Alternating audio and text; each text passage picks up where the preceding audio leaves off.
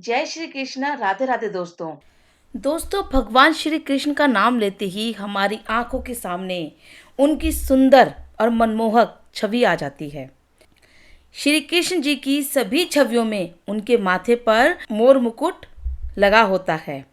कहा जाता है कि भगवान श्री कृष्ण को मोर पंख इतना प्रिय था कि वह उनके मुकुट का हिस्सा बन गया। लेकिन कई बार हमारे मन में ये सवाल आता है कि आखिर भगवान श्री कृष्ण ने मोर पंख को ही अपने मुकुट का अहम हिस्सा क्यों बनाया? भगवान श्री कृष्ण ने मोर पंख को ही क्यों अपने सर पर सजाया? वो कोई और भी पंख धारण कर सकते थे या और भी कीमती चीज थी उसे अपने मुकुट में सजा सकते थे। लेकिन ऐसा क्या कारण था जिसके चलते भगवान श्री कृष्ण ने अपने माथे पर, अपने सर पर मोर पंख को अपने मुकुट में धारण किया? दोस्तों, इसके पीछे एक कहानी है। ये कहानी मैं आपको बताती हूँ कि आखिर क्या कारण था कि भगवान श्री कृष्ण ने मोर पंख को अपने मुकुट पर धारण किया। दोस्तों, कहानी शुरू करने से पहले आपसे एक छोटी सी रिक्वेस्ट करना चाहती हूँ कि अगर आप हमारे चैनल पर नए आए हैं तो चैनल को सब्सक्राइब ज़रूर कर दीजिए। साथ ही वीडियो पसंद आई हो दोस्तों तो उसे लाइक शेयर करना बिल्कुल मत भूलिए और कमेंट में कृष्ण जी के लिए जय श्री कृष्णा ज़रूर लिख दीजिए। दोस्तों, एक कहानी के अनुसार वनवास के दौरान जब माता सीता को जोर की प्यास लगी तो श्री राम वहीं मौजूद थे।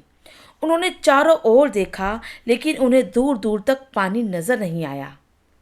ऐसा इसीलिए क्योंकि चारों तरफ सिर्फ जंगल ही जंगल था।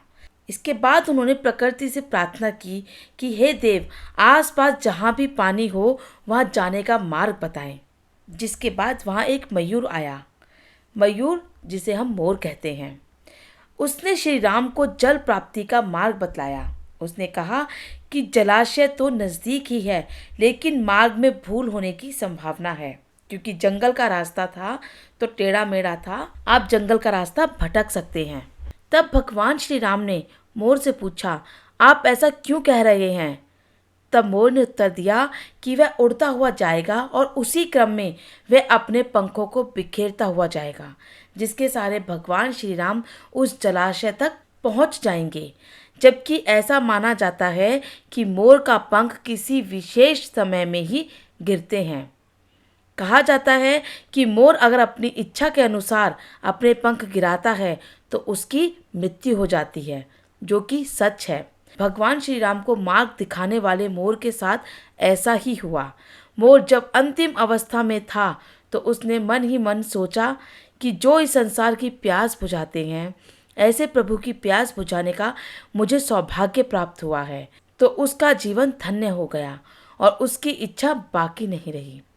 इसके बाद भगवान श्री राम ने जब उस मोर से कहा कि तुमने अपने पंख बिखेर कर अपने जीवन का त्याग कर मुझ पर जो ऋण चढ़ाया है, मैं उस ऋण को अगले जन्म में जरूर चुकाऊंगा। माना जाता है कि जब श्री राम ने अगले जन्म में श्री कृष्ण का अवतार लिया तब अपने सिर पर मोर पंख धारण किया। इस प्रकार भगवान श्री राम ने मोर का ऋण चुकाया था।